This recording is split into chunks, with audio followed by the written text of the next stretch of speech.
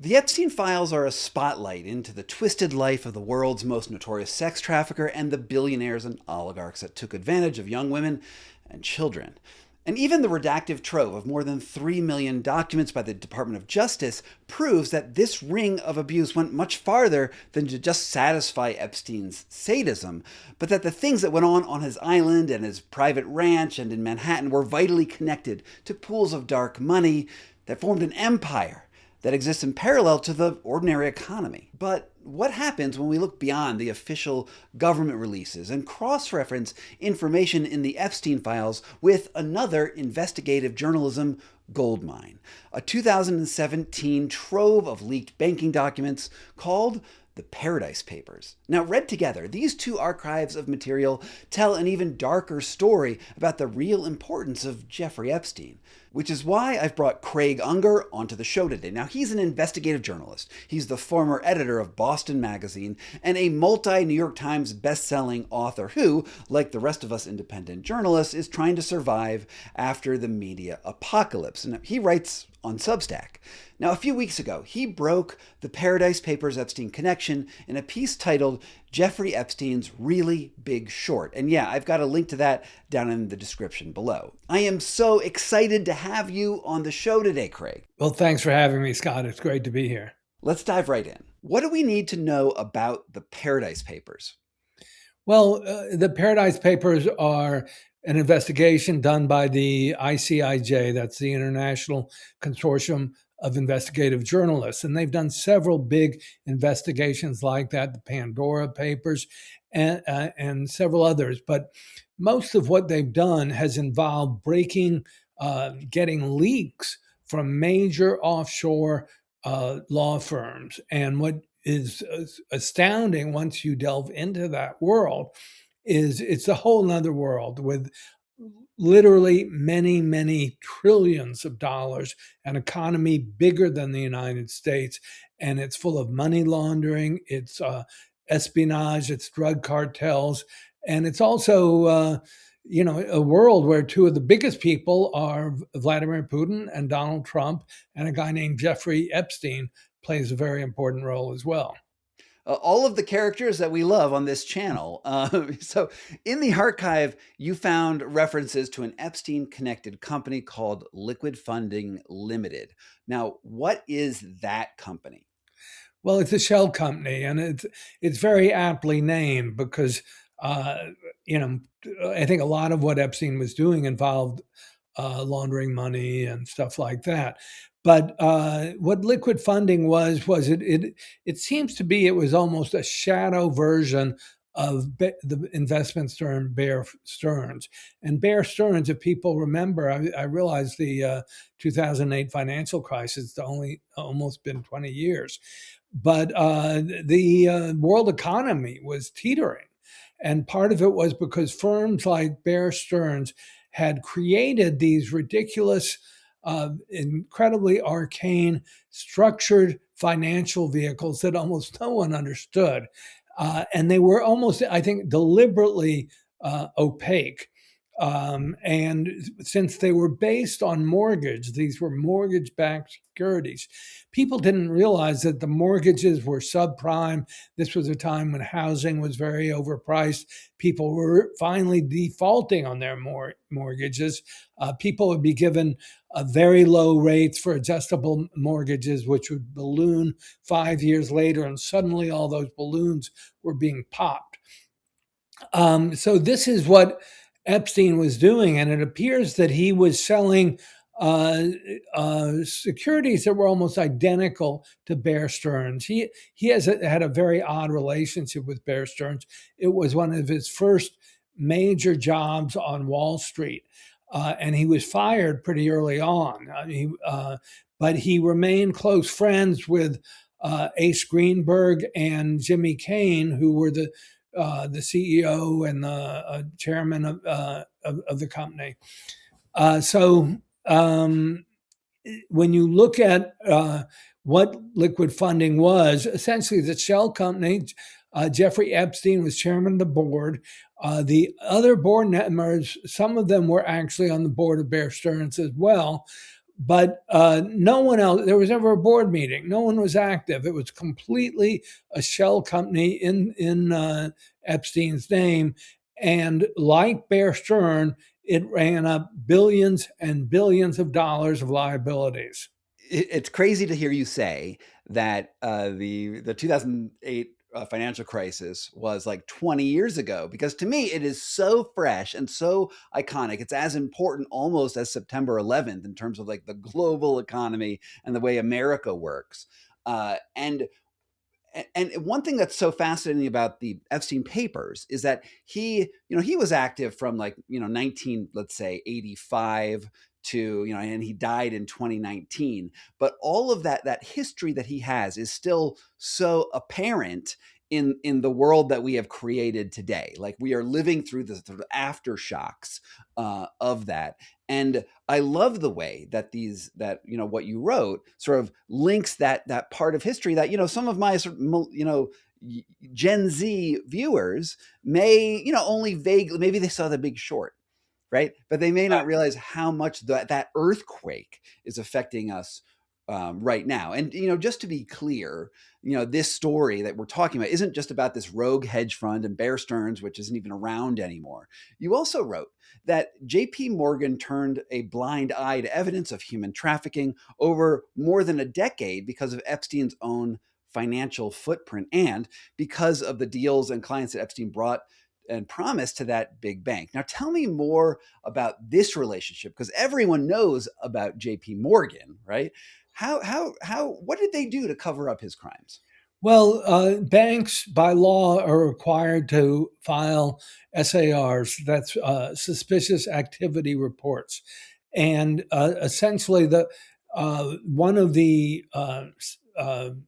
parameters is these are when people withdraw more than $10,000 in cash or do a transaction with $10,000 in cash, the bank is supposed to file it and with the federal government, especially with FinCEN, which is the Financial uh, Crimes Investigative Network.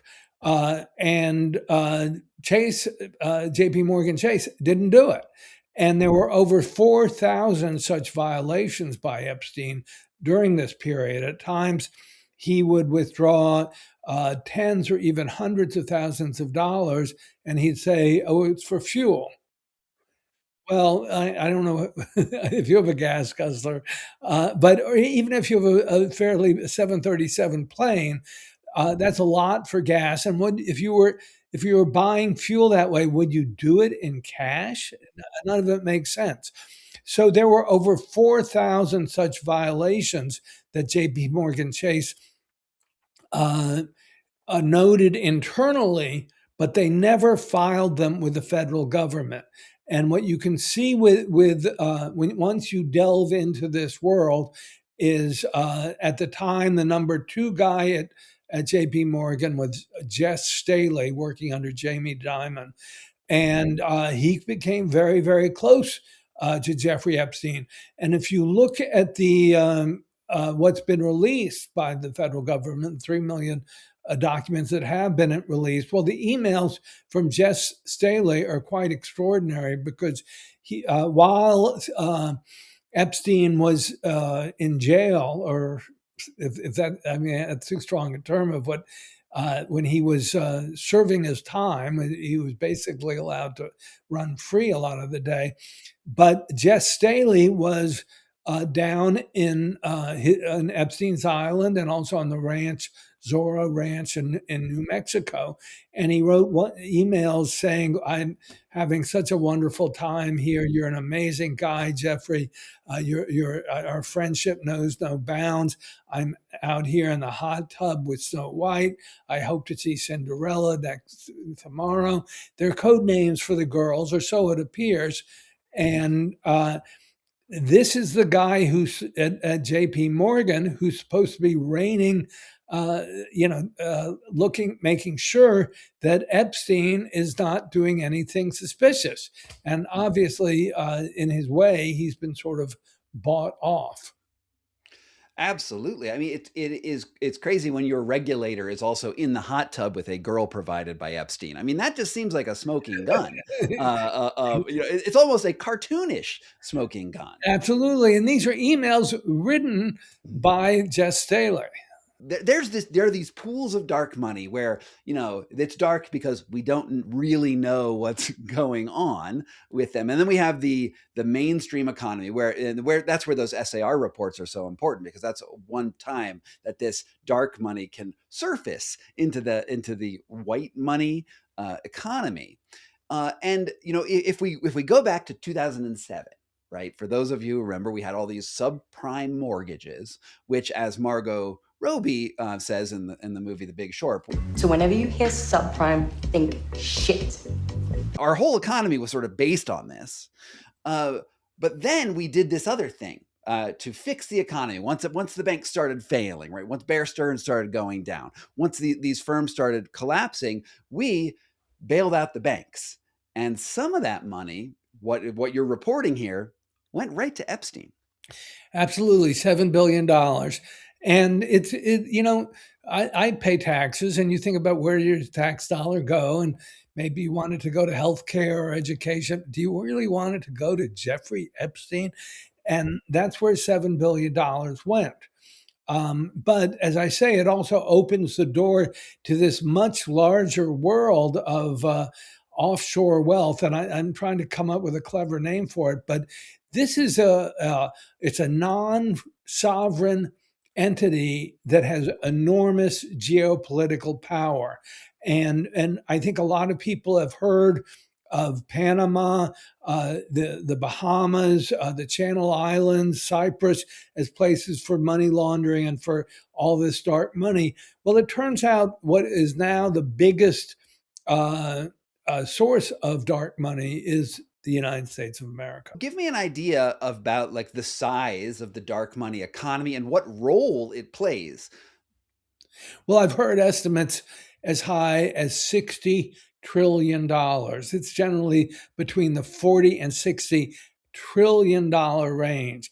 That is, it's about twice as big as the United States, which is just extraordinary. So think of what that means in geopolitical terms, because I'm just starting to I'm sort of submerging myself in the world of money laundering.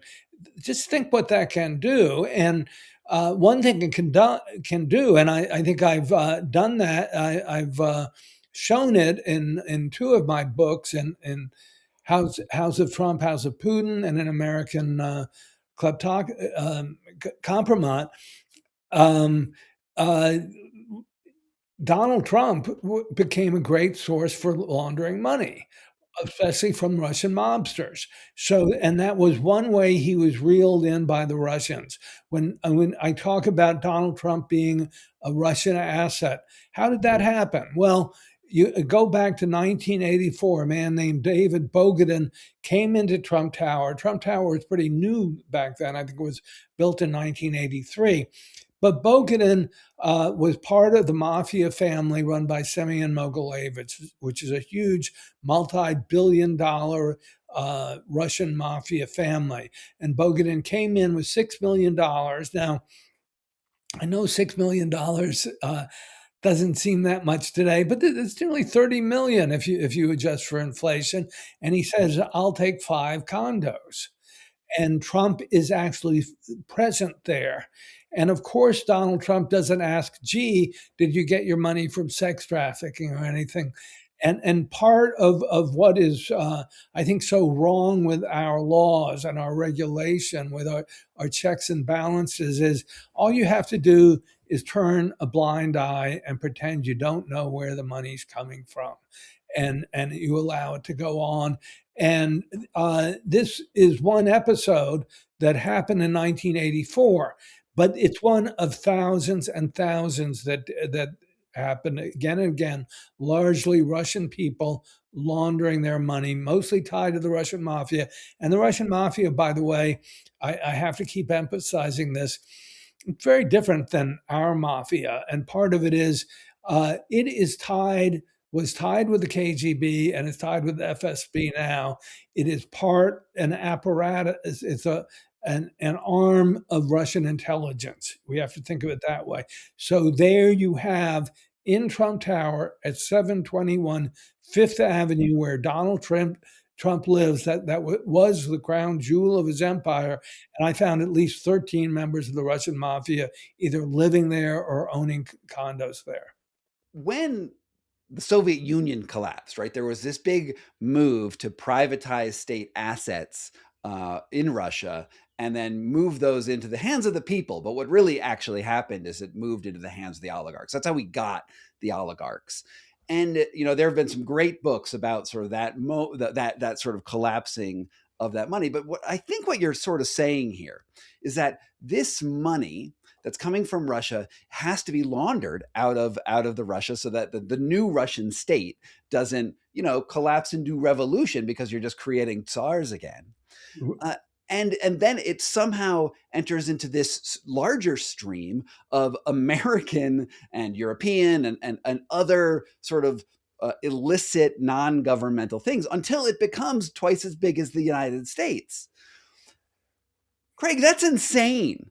And it's obviously not taxed, right? And it has, now you're saying there's intelligence services in it. And in your book you wrote, and I'm going to sort of paraphrase this here from a Guardian article that I saw. So in your book, American Compromat, and compromat is sort of a dirt that you have on something that compromises someone. And you said that Trump has been a KGB asset for 40 years, and KGB is the old FSB. FSB is now who they are now, right? And you wrote that the ex-CIA director, Michael Morell, even called Trump an unwitting agent of the Russians, and you quoted a national security advisor, James Clapper, as in effect, he was an intelligence asset. And then the former CIA director, James Brennan, saying he is wholly in the pocket of Putin. All right, so why did those officials, I know why you said this, right? But why do those officials say these things? Well, they know it's true. I mean, I to be honest, a lot of the material I got was from FBI files. So some of this is an open secret. I mean, for all these books, I use enormous amounts of open source material, and whether it's John Brennan or Clapper, they know more than I do. I mean, they've got the whole CIA, or they had the CIA at their disposal. So, I mean, part of what's extraordinary about this to me is I think this is one of the greatest counterintelligence failures in history. I mean, how this was happening in plain sight. When the story I just told you about David Bogatin laundering money, it had been reported. It was clear. The FBI had files on it. Why didn't they act? Why didn't anyone act? But and obviously all the people you just mentioned, John Brennan, Mike Morell, Michael Hayden, James Clapper, they're all in Donald Trump's gun sights right now. And they've been kicked out. And instead, now you have both the CIA, all our intelligence services, Tulsi Gabbard, Kash Patel.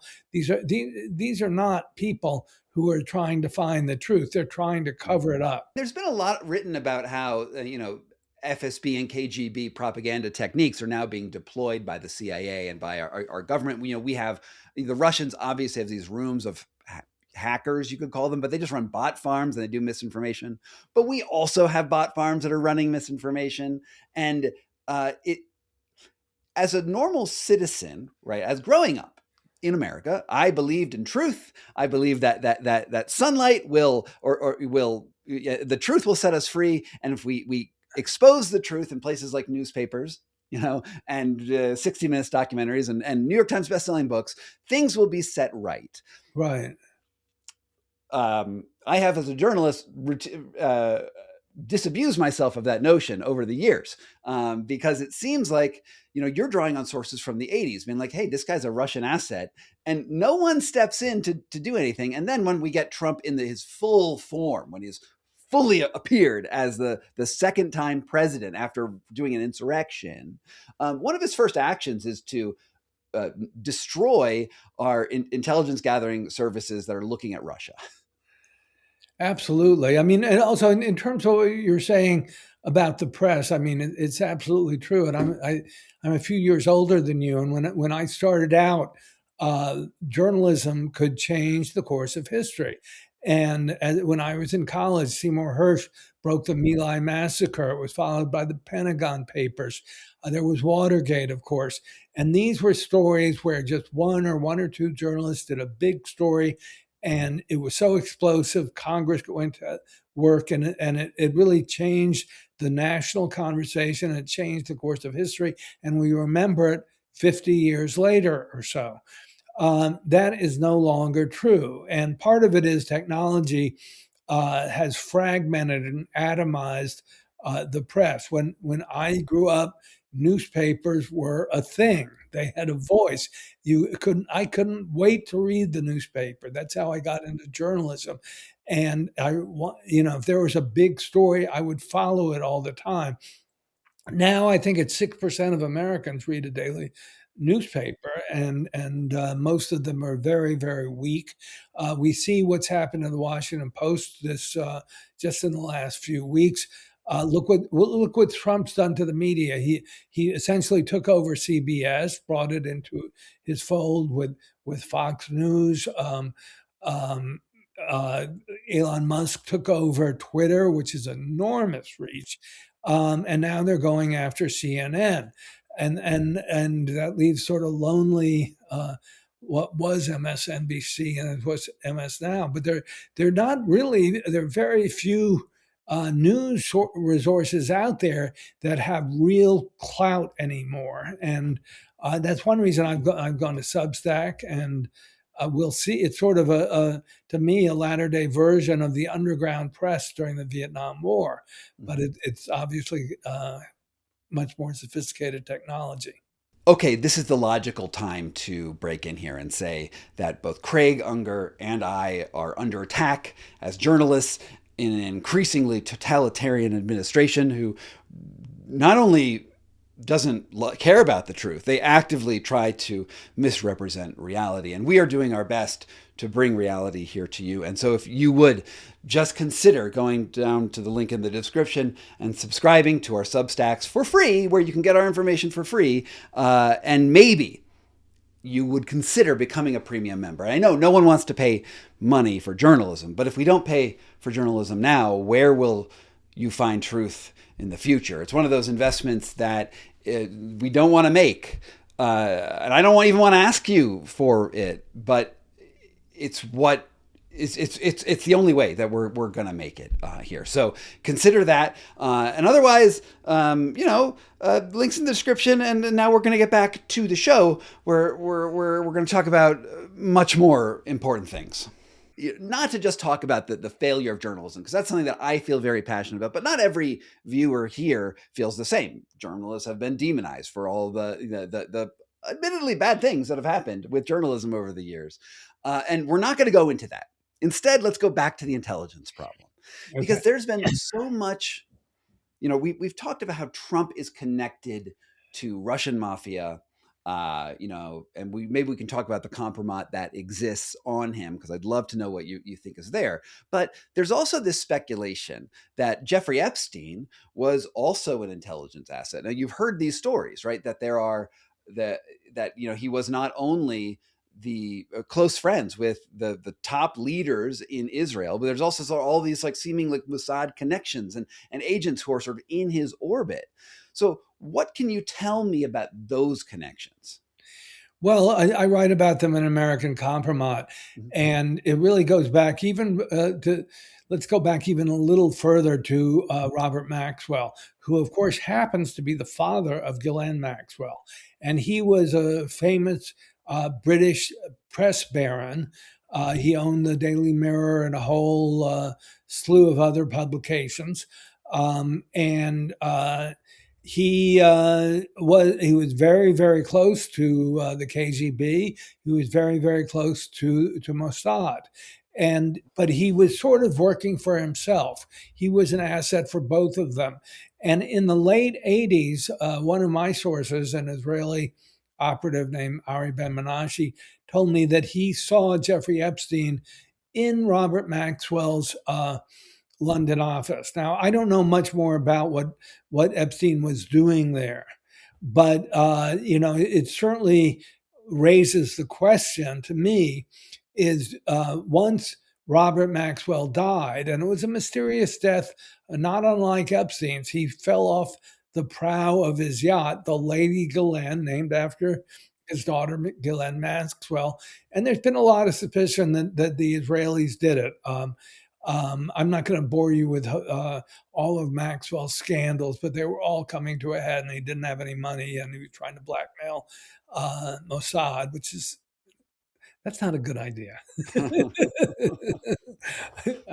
In any case, he went over the deck, and soon afterwards, and in New York, Ghislaine Maxwell had moved to New York, and at a memorial for her father just after his death, who was on her arm at the ceremony, but Jeffrey Epstein.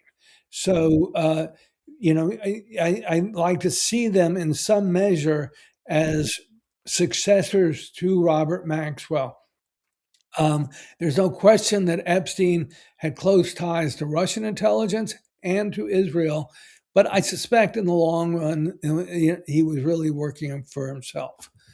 Sure. The way, and that's honestly way spies often work, right? They're often, if you read any good, great Cold War book, the spy who comes in from the cold, or any of these books, like the intelligence isn't just about we're a patriot and we're trying to get information from the other guys. It's all this cloak and dagger. It's one person off of another, and you're trying to use leverage to get ultimately whatever your state goals, or oftentimes individual goals, together. Now, do you think that Epstein's sex trafficking side of things is actually related in any way? Because, your book is American Compromise. Okay. That's loaded. So was Epstein gathering compromise on all of the billionaires and oligarchs and generals and the other people who come through his orbit? Well, the short answer is yes, but there are a lot of unanswered questions, and it has to be the case because there were cameras throughout all of his homes, everywhere, and there were sex tapes. But there, again, I interviewed a guy named John Mark Dugan, who used to be deputy sheriff in Palm Beach County, and Dugan was sort of a con man, really, and I didn't really believe everything he said. But when he left the Palm Beach County Sheriff's Department, he said he was given, I think it was 478 sex tapes that were digitized. And before you know it, as soon as not long afterwards, he was sort of on the lam, running first to Canada and then taking the first flight he could get to Moscow. And when I called him, he was in Moscow.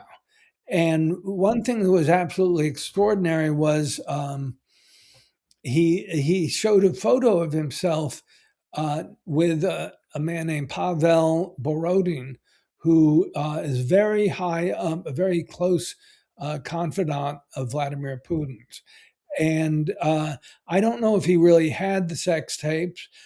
He was acting as if he had them and was trying to sell them to Russia, but there had to be sex tapes somewhere. And what you see again and again is Epstein seeming to have leverage over these enormously rich and powerful people. And, one can only imagine that it came from supplying them with young women or girls. I mean, the case with Jess Staley seems fairly clear. I don't, if you just read the emails, and I suspect that kind of thing was going on with loads of different people. Can you just explain for the viewers who aren't aware of that case? Could you just explain briefly what that involves? Well, Jess Staley was again. He was in the hot tub at both Epstein's ranch in New Mexico and in Epstein's Island, Little St. James, and he loved. He wrote about their relationship a lot, and that he was seeing women there, and he seemed to be having a good time. And again, he was the guy at Chase who was supposed to be providing oversight of Epstein, and instead he became the man who cleared the way, even though other people at Chase J.P. Morgan were very suspicious of Epstein. It's wild that your source. I mean, we as investigative journalists, we deal with sketchy sources all the time. People, you're like, do I believe this guy? Do I not believe this guy? But oftentimes there's at least a kernel of truth floating around. Not always, but oftentimes there's a kernel of truth floating around. But it's interesting you mentioned that sort of 470, I think you said, sex tape files on a zip drive, because that's also mentioned at another point in the Epstein files that I came across last week, where a maid fled to Colombia and then gave a thumb drive of files to a Colombian minister, who then wrote to the FBI saying, we have this thumb drive. And it's right there in the Epstein files saying, we have all these things. And there's even a reporter who was, they offered it, I think it was to NBC. I could be wrong on NBC, but I'll try to find the actual file and flash it on the screen. But they said they were worried about receiving it because it involved child sex acts in it. So that would be illegal to actually have, which is this weird double standard that investigative journalists would have to face. It's like, oh, we might be able to get the smoking gun, but if we get the smoking gun, then the government can prosecute us for having the smoking gun. I don't know where it'll end. I mean, it does seem to be one of the very few issues where MAGA is united with the Democrats and trying to want to get to the bottom of it. I mean, it's also one of the weird things is you realize that I've always sort of rolled my eyes when I hear anything from QAnon or the far right like that. But their conspiracy theory was that a global elite was involved in pedophilia. And oops, it seems in part that seems to be true. I have been thinking about doing a video at some point about how the QAnon conspiracy actually, there are these weird parallels to the actual reality of things that we can get out of FBI dumps. And I think that when I look at the QAnon people, one, my mind goes to, these people are crazy because they're talking about Pizzagate. They're talking about these things that are really, really far-fetched.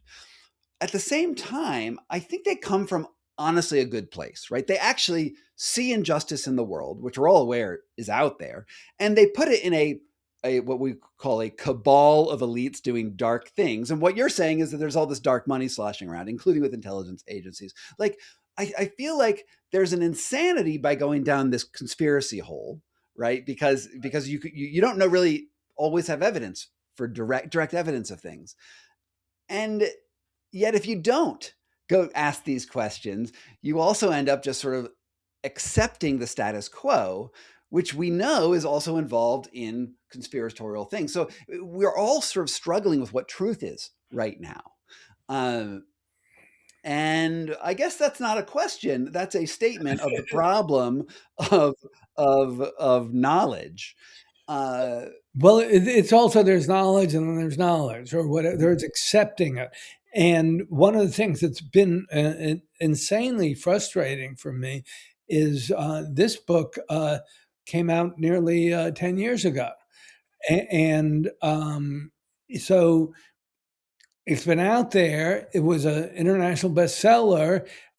No one, not a single person, questioned any of the facts in it. And I had Michael Morrell, John Brennan, and so forth. All these people said things that really backed me up. And yet it really has not penetrated the American public. And I'm certain of that. And certainly not in the way the My Lai massacre, the Pentagon Papers did. And what is very disturbing is, and I think a large part of the blame goes to Silicon Valley, is everyone is just drowning in social media, which has been polluted and poisoned, and the people are distracted by one thing after another. Oh, we'll bomb Iran, whatever. So it's been very hard to get to the bottom of things. And then you see, when you see Pam Bondi as head of our Justice Department, you just say, oh, no. That it is very blatantly a cover-up. Yeah, it really feels like we're drowning, and this is the problem with, the flood the zone strategy that was, pioneered by Putin and perfected by Trump, right? Where you flood the zone with all of this information, and we don't have our institutions. The press used to be what, the fourth estate, right? It would come in there, it would set things right because truth was out there. But now there's just so much information, we feel paralyzed and unable to act, which is why the only way to get attention now is with flashy thumbnails. And you'll probably see the thumbnail to this. I haven't completely finalized my thumbnail, but I know it's going to be trying to get your attention because we're gonna. It has to be flashy. It has to be like Putin and Trump or like some compromised double secret, because people are so tired of just ordinary truth that we to get attention, you need to be so more aggressive than you would before. I mean, maybe Watergate wouldn't even rate right now.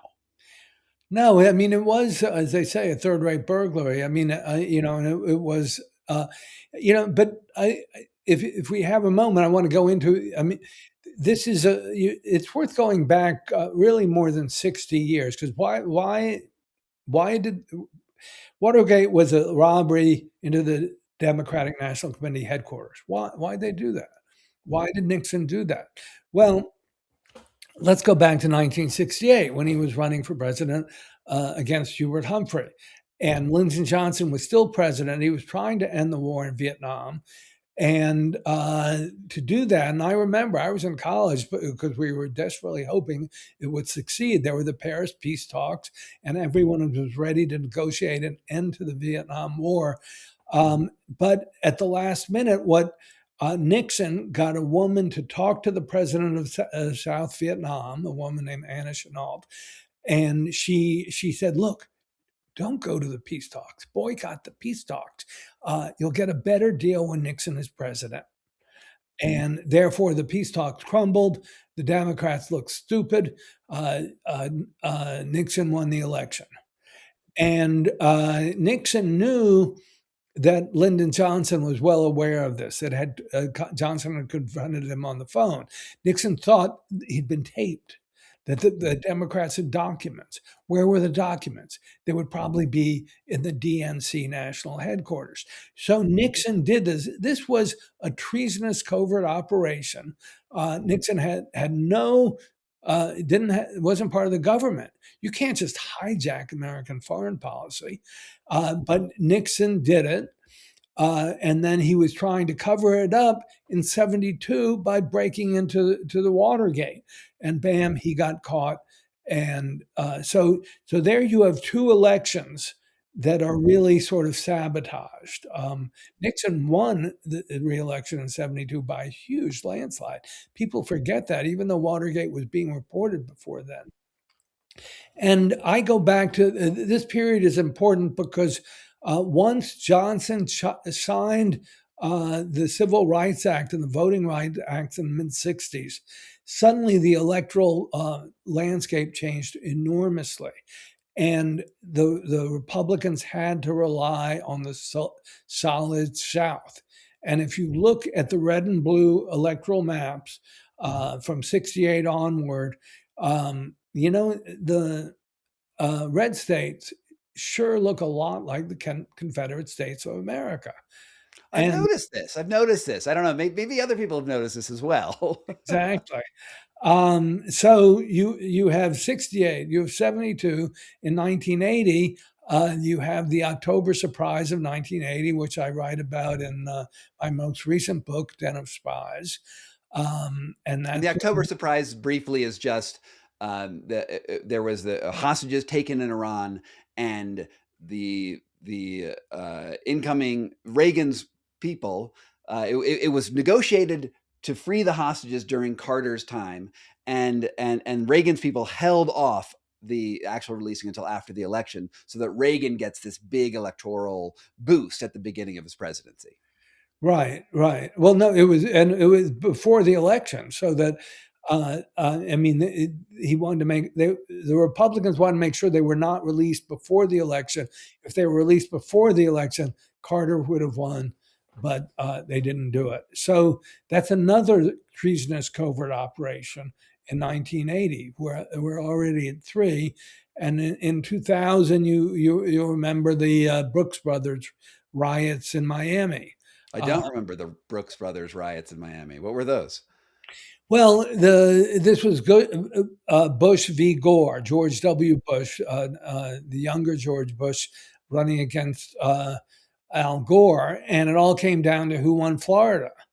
And it was really down to the wire. I mean, within a few hundred votes.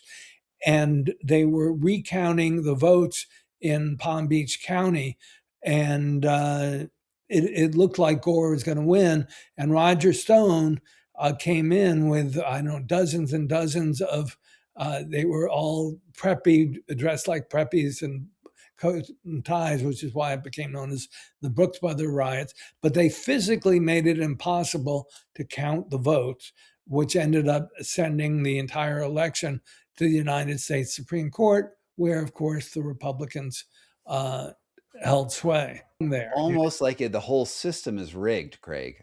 You've probably thought that before. Probably the viewers on this channel have thought that before. Maybe the system itself is a legacy of a compromise in founding our country in the very first place that has continued through for the entire history, a dark stain on our nation that goes back to slavery. Honestly, it goes back to slavery and colonial rights. So let's go back to something spicy, because I want something spicy here. What exact compromise do you think the Russians had on Trump? Well, I have a lot of stuff that I have not printed. The cutting room floor is often better than what actually makes it through. But there have been a number of episodes in which I've had one source on background telling me that he saw tapes of Trump with young girls, for example. And I it's enough that it's the kind of stuff I've never printed. I've been looking for, but I've had 2 or 3 accounts like that. One took place in 1996. This is a trip Trump took to Moscow. Was not widely reported, but Chuck Norris, the martial arts actor, had a Beverly Hills casino in Moscow, which was essentially a casino slash strip club. And Donald Trump came there for the opening. So there's a lot of questions about that kind of thing. A lot of people are not talking, and it's very hard to say. And that's why you've got to wonder what's really in the full, unedited, unredacted Epstein files. And you would think there is stuff like that. There's been a lot of talk recently, of course, about this young girl, Katie Johnson. I guess she's a woman by now, but I think she was 13 years old at the time, and she did file prosecution, but dropped out before it was consummated. Yeah, and her testimony is fascinating. I did a video on it called sort of the history of Trump and Epstein, and it's heartbreaking to hear her stories. And they just, when you listen to her full account, and I think it's about a 50-minute video, not mine, but her actual sort of full video. It's just heartbreaking because it just sounds, just even on the face of it, the things that she says, which I can't repeat in this video because it will get demonetized, they just feel true. You're like, that is his personality. And this was released in, like, I think 2015, 2016, when that testimony sort of hits the internet. And it's, I mean, yeah, it goes back to the question of journalism. It just didn't matter. It just didn't hit everything. And I'm glad that it's coming out now and people are upset about it and trying to keep this conversation in the world. It's not even a question. I'm just sort of sad to have to bring that up. But let me ask you a real question. I'm sorry. In intelligence operations, you talked about how there's all this dark money sloshing everywhere, right? And that also is what intelligence agencies love. Like, intelligence agencies love having dark money. And we can just go back to Iran-Contra, right? Where Oliver North, and there was this very convoluted scheme to move drug money to somehow there were Iranian missiles, and the drugs were sold in the United States, and it was all supposed to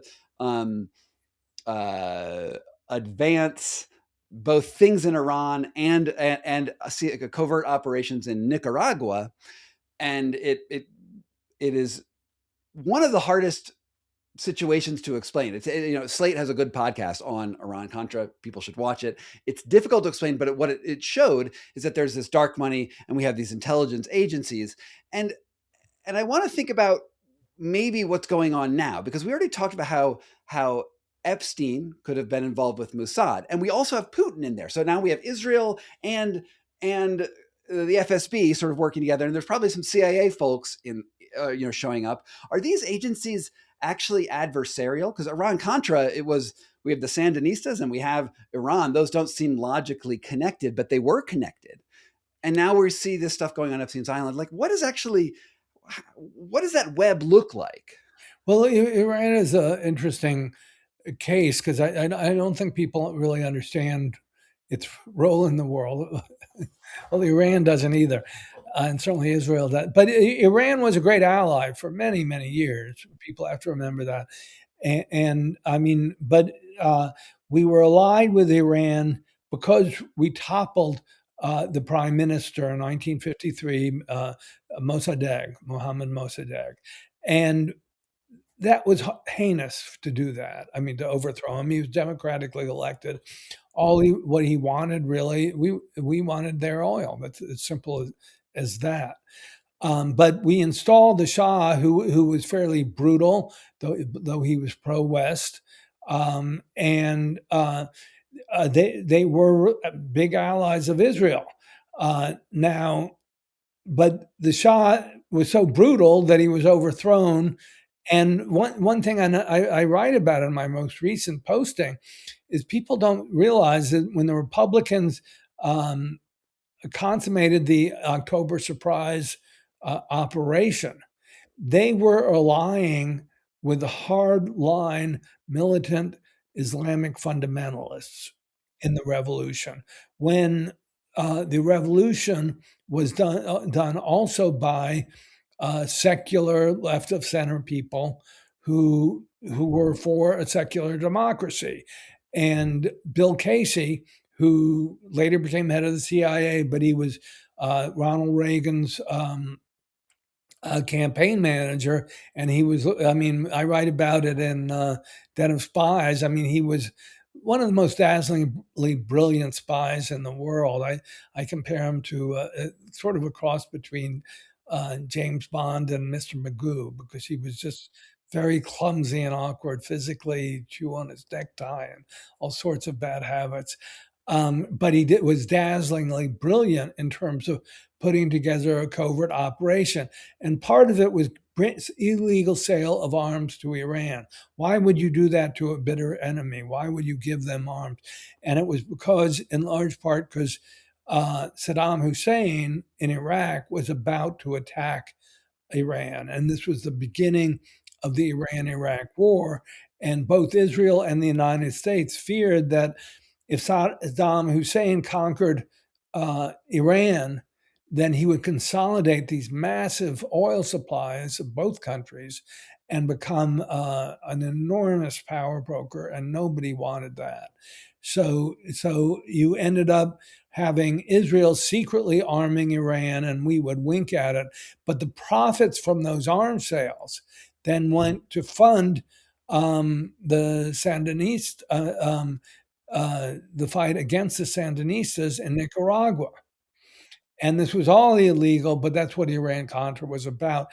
And in many ways, Iran-Contra was really a continuation of the October surprise. When it was first reported, everyone thought it started in 1984. But no, it went back to 1980 when Bill Casey orchestrated the first illegal sale of weapons to Iran by Israel. Well, thank you for that description of Iran-Contra, because it always confuses me, because we have all these disparate pieces that are connecting together. And of course, I think it's very important to note that we are recording this 2 days after the supreme leader of Iran was murdered in some sort of aerial strike, right? We are seeing a continuation of the consolidation of oil in new ways, right? We just took over Venezuela's oil supplies, and that the the money from that is literally being put into a account that is privately controlled by Trump and his minions, not by the United States. We have the Board of Peace, which is just showing up, which is like sort of a competitor to the United Nations, maybe, but it's all the totalitarian dictators who are somehow openly chatting about this concept of peace, Right. which I think just means stealing stuff. And then we are, by the time you're watching this, you viewer already know that something else has happened. You know where this is going, but right now we don't know. Craig, what do you think is really going on with what's happening right now as we record this? No, not the. I do think Trump is not just an authoritarian. This really is fascism, and we're closing in on totalitarianism. One of the things that disturbed me this week was if you're familiar with the AI firm Anthropic and Claude, which is its AI bot, which I use, to be honest, and I was pleased to see that the CEO of Anthropic refused to bow down to Pete Hegseth because they have contracts with the Defense Department. And Hegseth and Anthropic has taken the rather high-minded notion that when you use Anthropic, they're not going to give all your information to the government, so that the government will have, really enormous surveillance over the entire population. Just as a reporter, this really scares me because it's only been the last few months, but I've started to use Claude, and I will ask, broad general questions. Can you consolidate all the information showing that Trump is allied with Russia or whatever? And it will, if you read my questions as the government could, if Anthropic wasn't careful, you know exactly where I'm coming from. And they're going to crack down on reporters like me and others. So that's deeply disturbing. And Anthropic has held its ground, but OpenAI said, okay, well, we'll take the contract. It's this multi-billion-dollar contract. And I mean, so far, it's been quite dispiriting how many major American corporations have bowed down to Donald Trump. I mean, CBS in particular was disgusting, I thought. But it means, I mean, there was a time when Walter Cronkite and Dan Rather could break a big story and had really enormous consequences. Now they're gonna be taking their marching orders from Caroline Leavitt and Donald Trump. Mm-hmm. I mean, we just saw Hegseth today. I mean, it was saying that there are going to be no rules of engagement in this war. That they don't have, there used to be formal rules of engagement for how you're supposed to kill or not kill somebody, and now he's like, we have no rules of engagement. Like 2 days after, he connected with an AI company that was like, we're aligned with you to use our AI. There's this other statement that I read a few weeks ago that East Germany, to make the Stasi work, to make it the Stasi, which is this very oppressive secret police force, to make the Stasi work cost about 20% of the budget of the country. What we see now with AI is it is a fraction of that cost to do that same work. And that is why totalitarianism right now is so utterly terrifying. Even if we're not talking about AGI or like super advanced AI, the way these databases work to centralize information, you don't need to have that dystopian idea of where AI could go if it's, a Terminator, Skynet sort of stuff. We just know now that it centralizes information so well that you can get facial recognition, you get all your data connected through a company like Palantir, and then it's basically totalitarianism at the press of a button. Right. But it's also the way it informs your worldview. And I mean, it's, I was on Twitter when it was still Twitter, and I built up a base. I kind of hate social media, but I did I have to promote my work. And so I got 50,000 followers or so. And suddenly, and it was also a wonderfully useful tool for monitoring, just getting good reporting, because as a journalist, myself, I know who are the best other journalists who, in terms of whether it's covering Russia or the Ukraine war or whatever. So I would follow them all on Twitter, and I could have 30, 40, or 50 really good journalists in my feed, and it was a wonderfully useful way to read the news from multiple sources.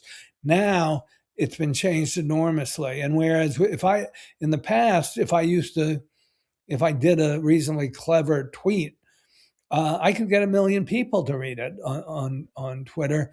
Now I'm shadow banned, and sometimes I get under 1,000, and it's just very depressing. And the flow of information has been banned, as distorted as well.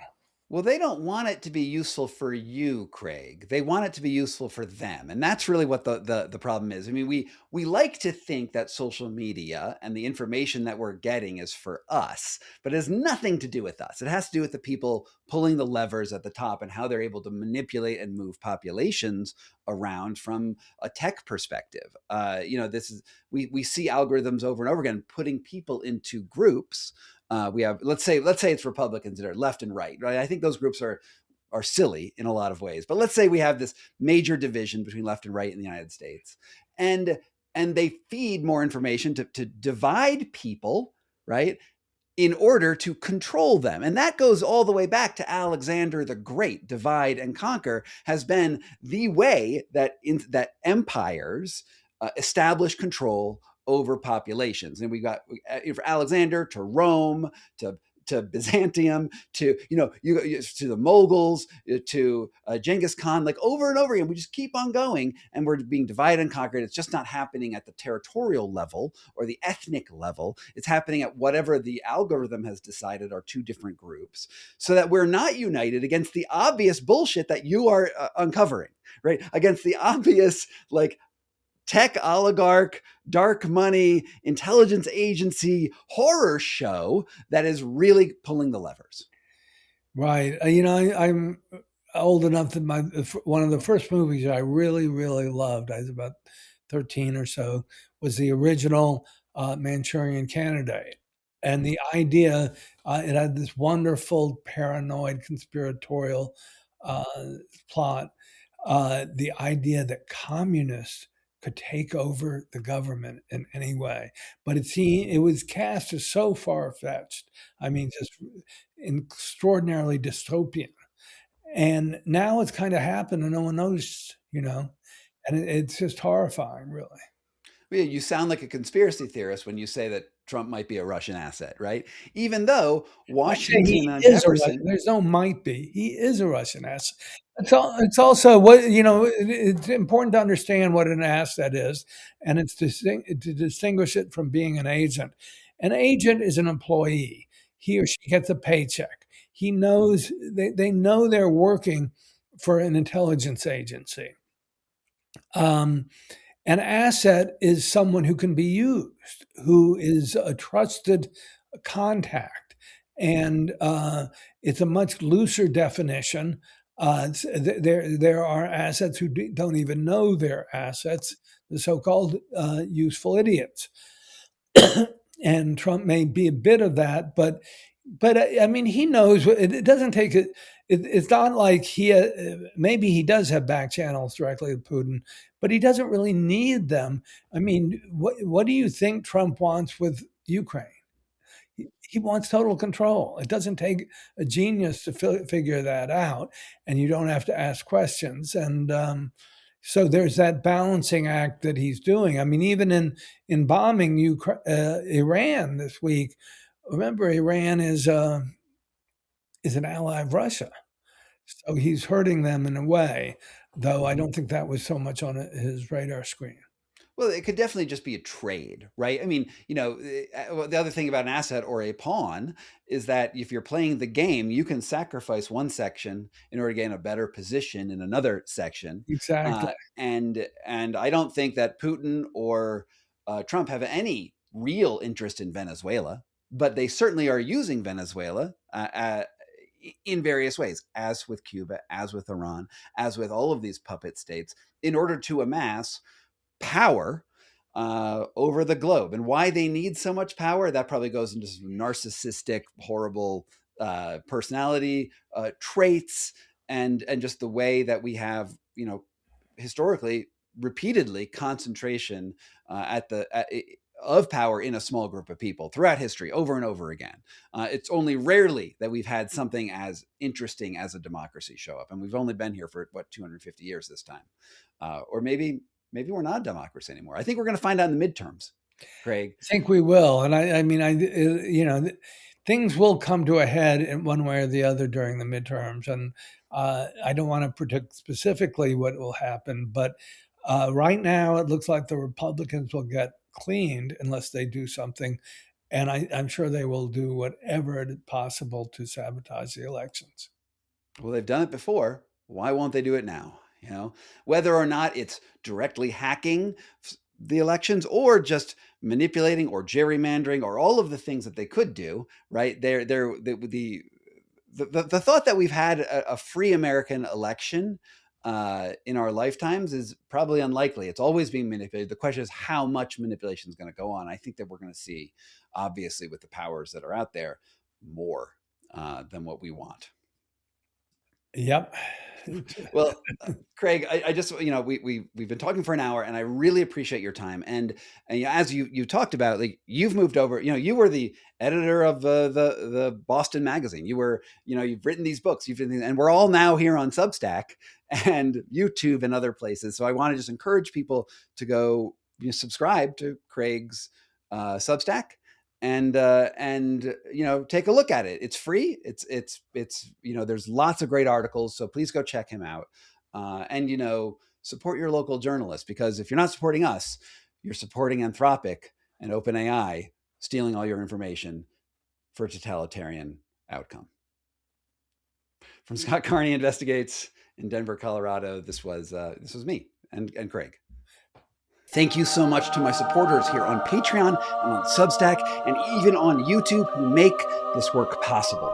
It means the world to me that you're here. And if you want to get your name on the honor roll, all you need to do is sign up at the links down below. From Foxtopus Inc. in Denver, Colorado, this was Scott Carney Investigates.